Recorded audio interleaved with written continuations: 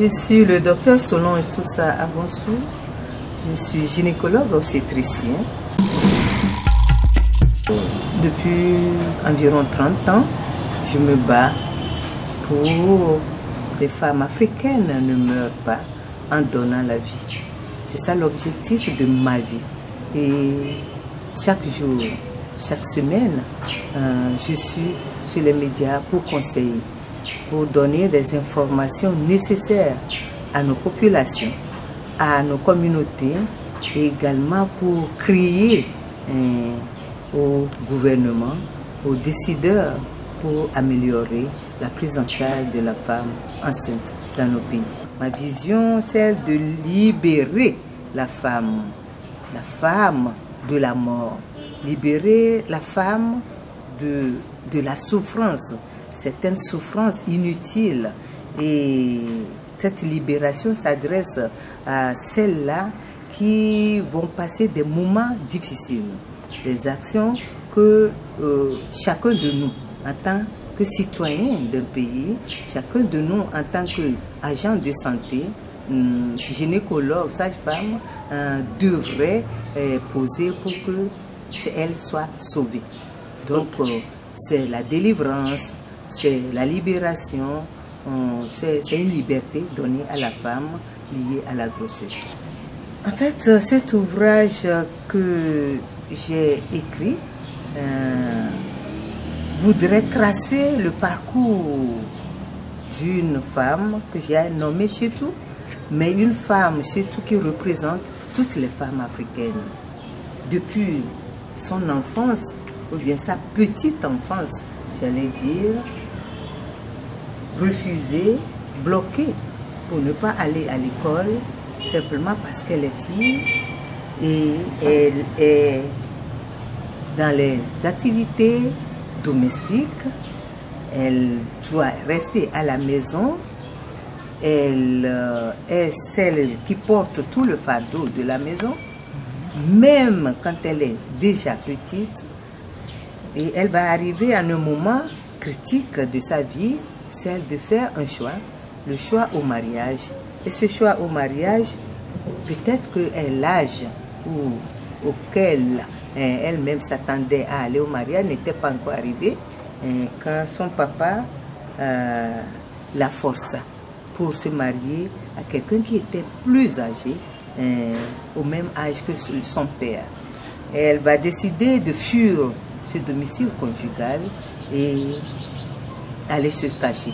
Malheureusement pour elle, la main, cette main forte, cette main masculine va tomber encore sur elle et va la ramener, va la traîner pour la ramener dans son foyer.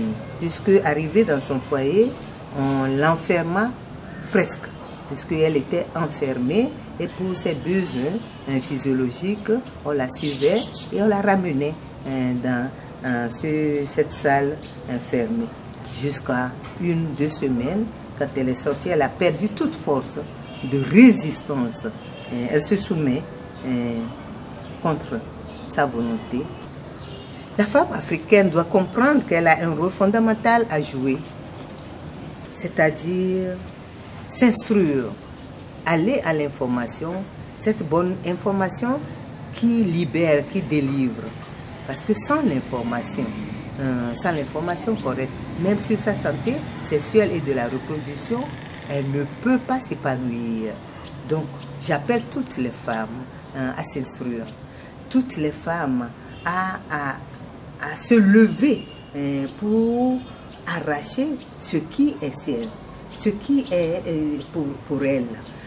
Mais sur le plan de la sexualité et de la reproduction, la femme doit savoir qu'un grand danger, elle court un grand danger en matière de reproduction. Mais ce rapport sexuel ou cette grossesse débutante peut être une source de malheur, de drame pour la femme. Et elle doit le savoir. Le savoir pour pouvoir prendre les dispositions nécessaires à temps. La question du temps. Parce que nous sommes en obstétrique, nous sommes devant une grossesse et tout est urgent. Parce que nos mères, nos sœurs africaines attendent je ne sais pas, attendre que la chose soit grave, leur état soit grave, critique, avant de se rendre en consultation. Ça ne peut pas les aider, ça ne peut pas les sauver. Et ça ne peut pas nous aider en tant que corps médical, agent de santé aussi, à les sauver. Maintenant, quand on arrive à ce que j'ai décrit, parce que moi, je n'ai pas parlé de grossesse extra-utérine. J'ai parlé de Chitou, cette fille, cette héroïne, brave femme, tombée enceinte, première grossesse, et elle est allée en consultation prénatale une seule fois. Le bilan prénatal qui était prescrit n'était même pas fait. Elle arrive à terme, elle rentre en travail. Le travail d'accouchement peut commencer à n'importe quel moment. Personne, je dis bien, personne ne sait quand le travail d'accouchement démarre. Le gynécologue ne le sait pas et pauvre Chitou ne peut pas le savoir. Donc c'est dans la nuit qu'elle commence par avoir les contractions utérines du travail.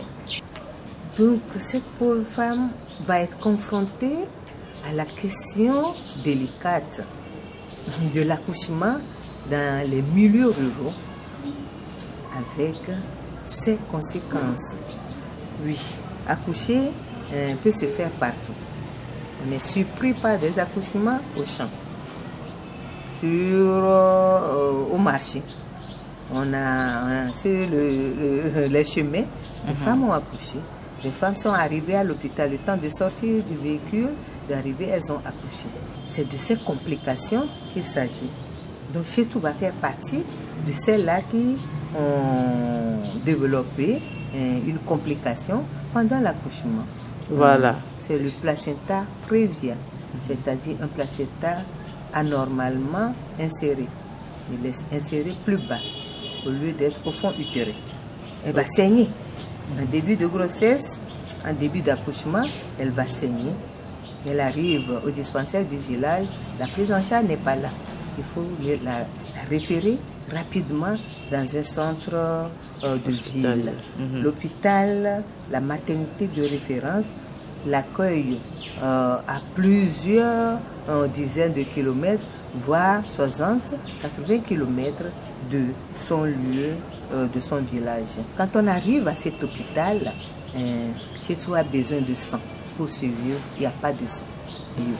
Le message fort de la femme libérée, c'est que chaque jour, des femmes meurent. Les femmes continuent de mourir en Afrique en donnant la vie. Ce qui n'est pas normal, ce qui n'est pas acceptable. Puisque plus de 80% de ces morts maternelles sont évitables. Évitables, c'est-à-dire la complication est là, l'anomalie est là, mais la prise en charge, si on l'a efficace, on sauve la femme. On sauve la femme enceinte, la femme en accouchement.